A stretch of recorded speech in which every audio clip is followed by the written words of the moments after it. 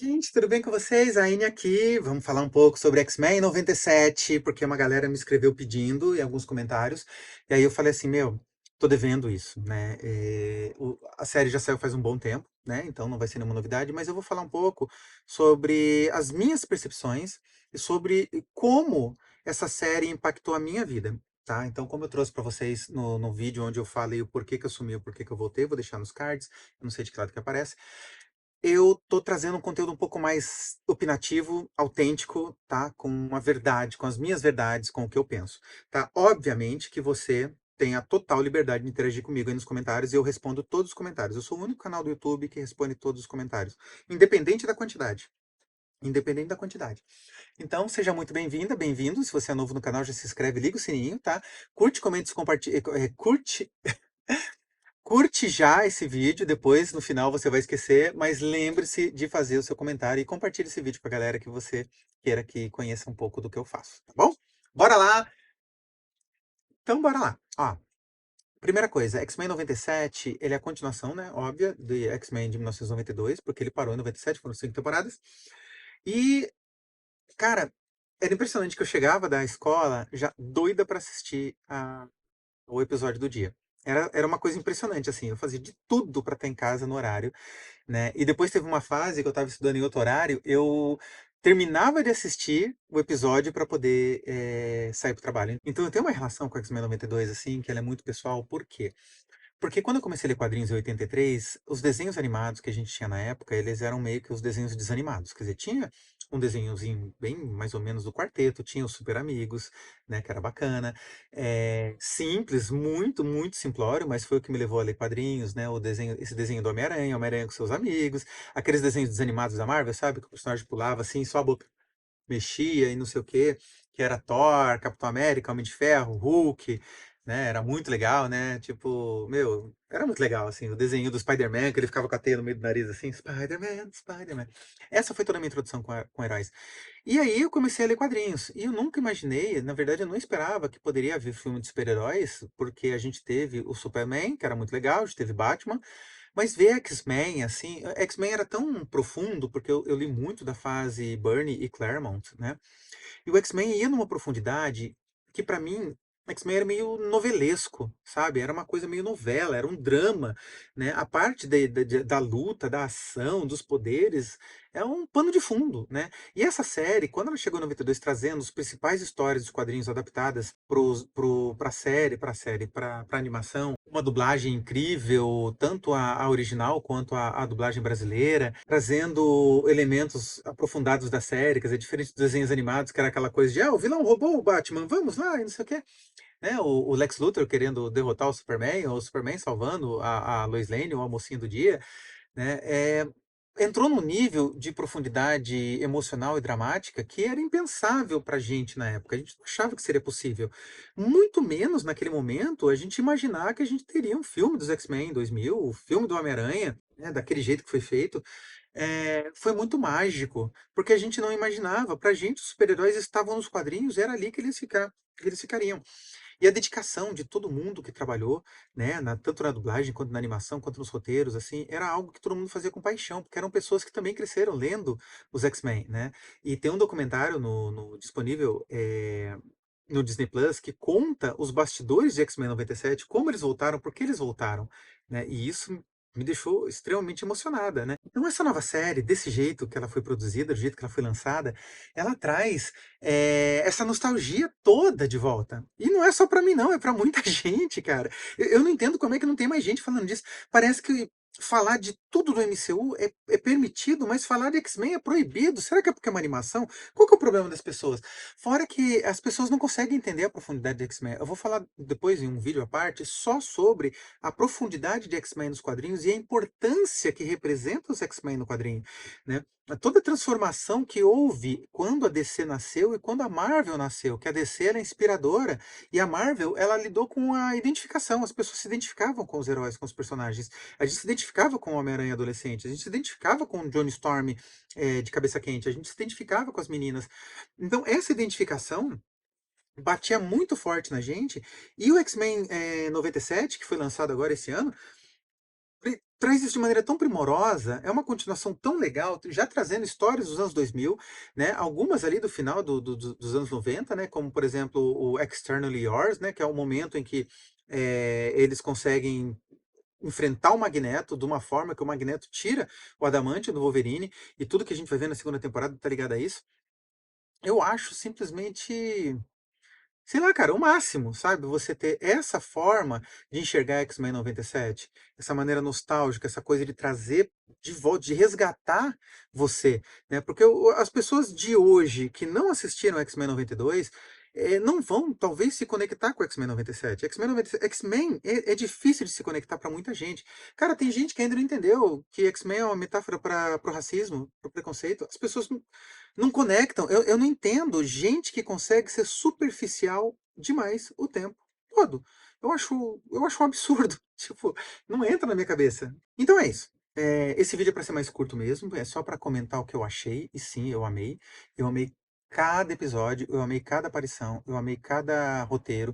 Gostei demais do que aconteceu com a Tempestade, isso dela perder os poderes e ela recuperar, e a forma como que o Forge entrou, sabe?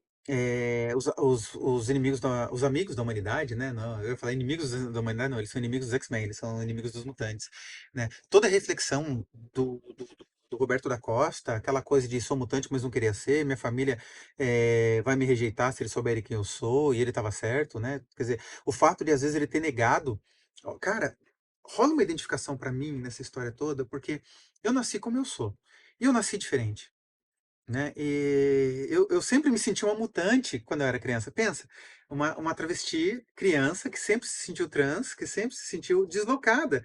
Por quê? Porque ela sempre foi cobrada e criada e buscaram treiná-la ser menino e ela sempre se sentiu menina.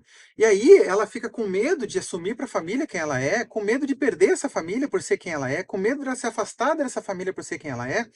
E isso é extremamente doloroso. Então, eu me identifiquei muito com o Roberto da Costa naquele momento, não por ele ser menino, mas porque ele passou por isso também. O medo de se assumir. O medo de assumir para ele mesmo. Ele não queria assumir para ele mesmo que ele era mutante. Eu tive medo de assumir para mim mesma que eu sou travesti.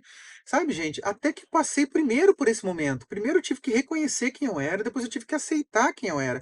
O Roberto passou por isso. Então, a gente consegue se identificar até onde a gente não consegue imaginar. E eu não consigo entender como que no mundo tem tanta gente que consegue não se identificar com nada. Sabe? As pessoas conseguem não se identificar com nada. Oh my God! Sabe? E achar que tudo é mimimi.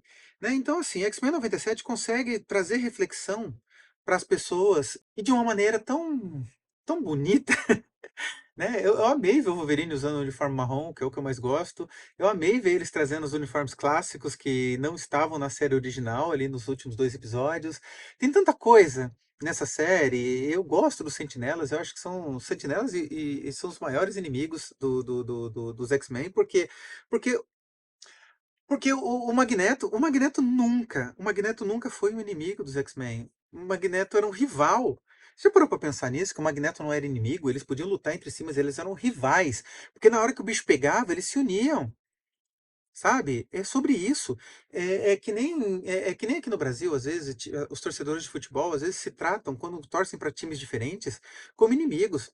Cara, não são, eles são rivais. Na política, às vezes acontece isso. Tem gente que trata o político como inimigo se ele é de outro partido que não do partido que ele acredita. Cara, a política precisa ser feita entre rivais que querem, que no final das contas, o objetivo é o que seja melhor para as pessoas, né?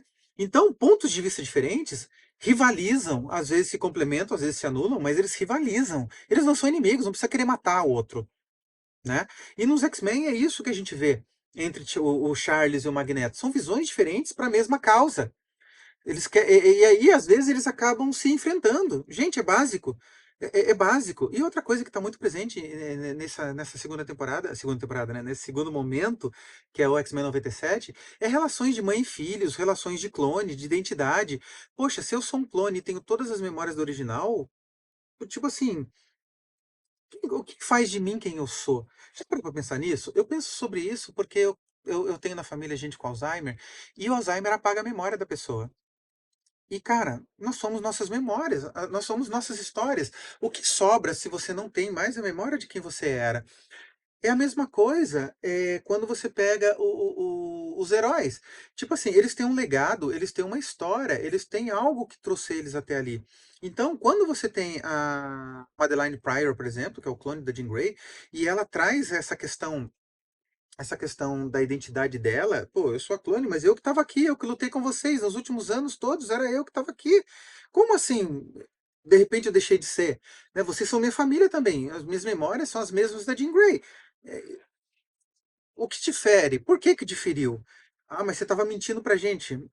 Poxa, será que ela estava mentindo?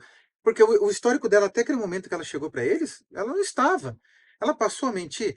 São tantas coisas, tá vendo? Esse tipo de reflexão, quando você assiste, né, o Cable quando reencontra os pais, cara, é muito maluco. O que que se passa na cabeça do Cable? Tem momentos de afeição ali, né? E eu não sei se vai mostrar, eu acho que sim, que ele foi criado pela Jean Grey e pelo Scott no futuro, como foi nos quadrinhos, né?